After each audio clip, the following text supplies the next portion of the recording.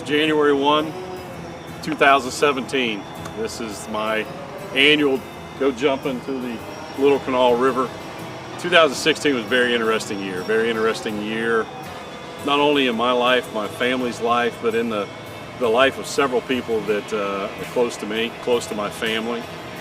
You know, when I stop and think about things, not everything goes as we plan it. I think so many of us try to plan every single step of our day, every single step of our lives, and then when it doesn't go that way, we're just totally confused. We're in a state of not understanding or a state of confusion, when the reality is all we got to do is look up to the one above and realize that Jesus did this for us. You know, as I was thinking about through the last week, everybody concentrates on John 3:16. For God so loved the world that he gave his only begotten Son, that whosoever believeth in him shall not perish but have everlasting life. But I think the verse that everybody misses is this, because we're in a world that it seems like God has been pushed out of everything that we've been a part of. We've taken the aspects of what Christ dying on that cross meant for us, and we've said, I don't want that in my world. And you know, and this year I've got hope, because I've got hope that the PC culture is beginning to change, that it's okay and it's safe for us to talk about God, not only in our jobs, but in our everyday life with everybody that we're around, because we're believers and we know what the ultimate sacrifice in the end game is going to be. But when you look at John 3:17, it tells us that God did not send his Son to condemn the world, but in the world that it may be saved through him. And to me, that's the most impactful part about that verse that everybody forgets about.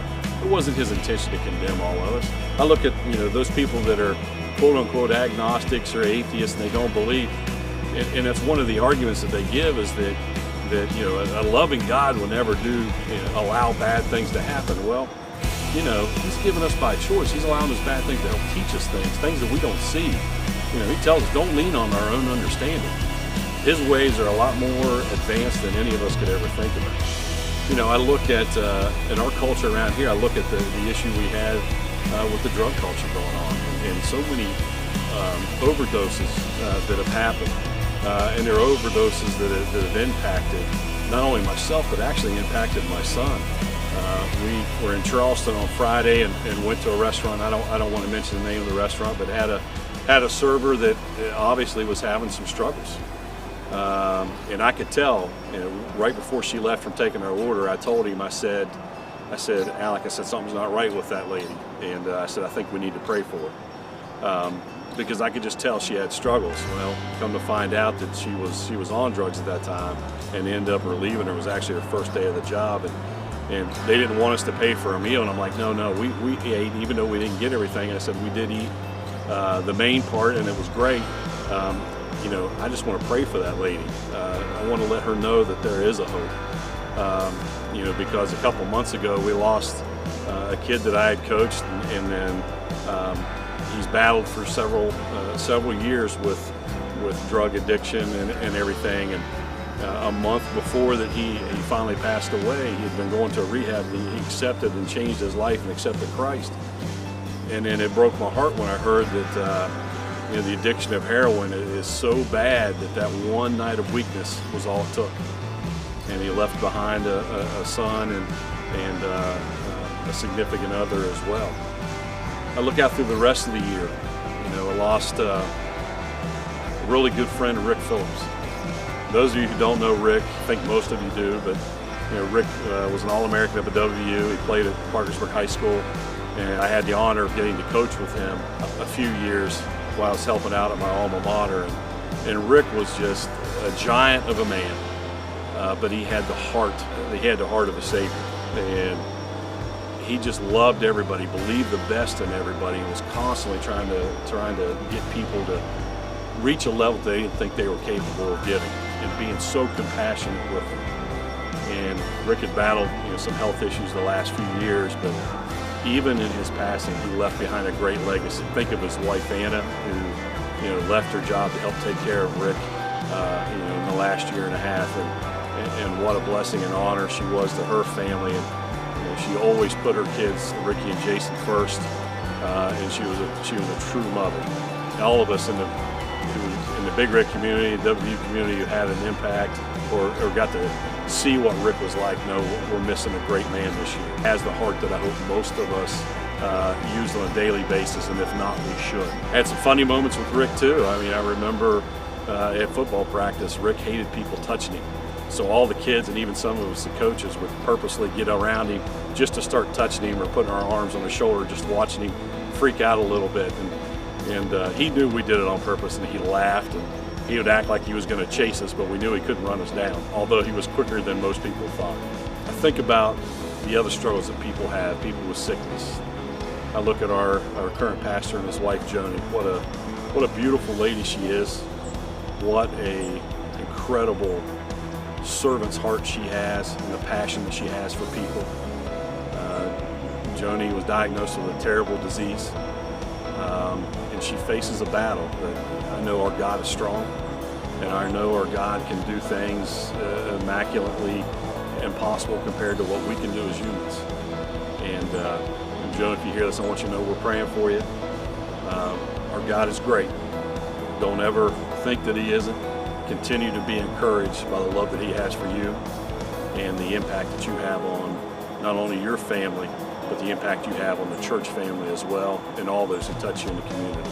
Look back on our family, it's been fun. Our oldest son went back to private school, and he seems to be really enjoying being back there. I look at our youngest one who still stayed in public school, and it was a struggle decision that Beck and I had, from an education perspective, but also from our beliefs in our Savior, our beliefs in what God can do for us. But I also look at the heart of my children. I look at the heart of my wife and how much they love the Lord and how much they want to reach out to others and make a difference. I think I told everybody last year that my family has started a new tradition that on Christmas morning, before we open up presents, before we celebrate Christmas with our family, we go to Latrobe Street Mission. We go there and we serve breakfast, and then we'll bring some presents for the kids that are there. And it's such a blessing to me. That really made Christmas, because I'm going to be honest, I struggled getting in the Christmas spirit this year. I don't know why, but I'm telling you, the moment that happened on Sunday morning last week, it put me in the mood right now. So I tell you, those of you who feel like you're not in Christmas spirit, go serve, go help somebody else who's in a much worse situation than you are. I think we as humans, we're selfish, and I'm no different than anybody else. I have my own selfish desires as well. But when we look at it, when you're feeling like you're down and out, you got to get up and take a thank you walk. You've got so many things. If you take 5 minutes to walk around and talk about all the things you've got to be thankful for. The fact that it's a sunny day, the fact that it's 42 degrees instead of 8 like it was the first year I was here. The fact that the water's up a little bit because of rain, but it's not up too much. Or the fact that we've got friends and family that we're able to sit down and eat meals with. I look at the kids that I have an opportunity to impact and the adults that are around them. And I hope when people talk about leaving a legacy that people understand that I care about others and that I have a heart for Jesus that I hope that they will eventually share with me. And no matter what I do, even my friends that say, well, I don't want to do this, you need to reach out. I'm going to say this one last point, and then I'll take my dip. But those of you that are either think that going to church is all about the worship and all that, you're right. It is a part to it, but that's not the only thing. What you've got to do is get yourself and dig deep. If you're only going because the music makes you feel good, or this or that makes you feel good, you're missing the point. And it's pretty simple. Open up the Bible and begin to read. Because if you're truly in a place that's going to grow you, it's going to grow your life, you're going to want to dig in deeper to the Lord. And I hope every day that everybody understands that, is willing to take that passion. Don't fear in the new year. Jesus tells us 365 times, there is no need to fear. He is an all-encompassing God. He is a beautiful man. He's got your back. We need to have his. If you haven't accepted him, I hope you will. This is going to be cold, but it's going to be so worth it.